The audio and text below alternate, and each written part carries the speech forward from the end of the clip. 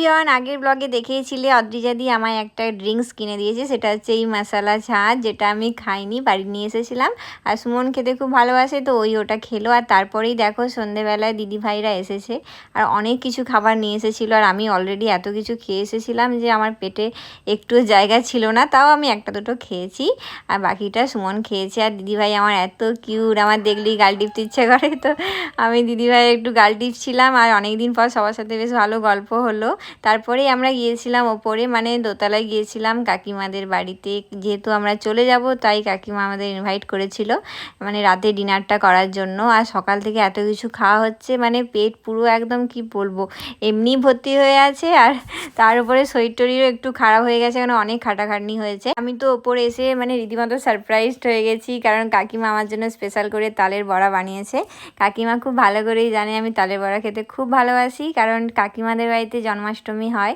আর আমি প্রায় 3-4 বছর আছি, তো সব বাড়ি আমি কাকিমাকে বলি যে তালের বড়া খেতে আমার খুব ভালো লাগে। কাকিমা আমি বলেও ছিল যে তুমি এসো, তোমার জন্য একটা স্পেশাল কিছু বানিয়েছি, আর সেটাই হচ্ছে এটা। আর এখানে বনু আমাকে দেখাচ্ছিল যে দিদি দেখো আমি ড্রয়িংগুলো করেছি। ভাইও বললো যে আমিও এই ড্রয়িংগুলো করেছি।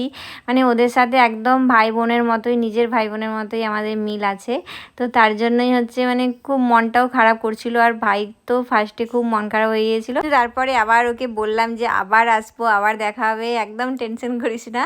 আর ও খুবই দুষ্টু, মানে এখন অনেকটা শান্ত হয়ে গিয়েছে। ওকে অনেক ছোট থেকে দেখছি আমরা, তখনও প্রচুর দুষ্টু ছিল, বাট এখন যত বড় হচ্ছে আস্তে আস্তে শান্ত হয়ে যাচ্ছে। আর তারপরে এখন কাকিমা আমাদেরকে ডিনারটা দিয়েই দিয়েছে, কারণ আমরা এখন চলেও যাব, একটু রেস্ট নেব। সারাদিন এত ধকল যাচ্ছে, আবার পরের দিন অনেক কিছু কাজ আছে। আর এখানে দেখো কাকিমা ফ্রাইড রাইস বানিয়েছে, স্যালাড, আর হচ্ছে এখানে চিকেন কষা, আরও অনেক কিছু বানিয়েছিল যেগুলো আমরা আর খেতে পারিনি, কারণ আমি তো বিশেষ করে আর খেতেই পারছিলাম না। আর ওরাও এই দিদিভাই এনেছিল অনেক কিছু, তো সেগুলো খেয়েছে, তার জন্য সবারই পেট অনেকটাই ভর্তি হয়ে গেছে। মানে কিছু করার নেই, এত অল্প টাইমের জন্য আমরা এসেছিলাম, তাই সব দিকটাই ম্যানেজ করতে হচ্ছিল। কিন্তু কাকিমা বানিয়েছিল যেহেতু এত কষ্ট করে, এত ভালোবেসে, তাই আমরা মানে খেয়েছিলাম, আর খুব ভালোও হয়েছিল। আর এখানে কাকিমা চাটনি দিল, তো সব কিছু খেয়েছি। আর মনটা খুবই খারাপ করছিল, সুমন তো প্রায় মানে কান্নাকাটি করে দেবে এরকম হচ্ছিল, কারণ ও অনেক বেশি দিন আছে কলকাতাতে। তো আমরা কাকিমাকে বলছিলামও যে আবার যখন কলকাতায় আসবো আর এই জায়গাতেই থাকবো, আমরা যখন আবার আসবো তখন যদি কাকিমার কোনো রুম খালি থাকে অবশ্যই আমরা কাকিমার কাছেই থাকবো, কারণ এখানে মানে এলাকাটা আমাদের খুবই ভালো লাগে।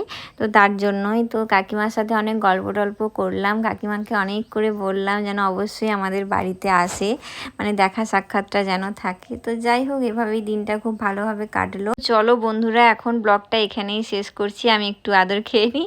তো আবার দেখা হবে নতুন একটা ব্লগে, এখনের মতো টাটা বাই।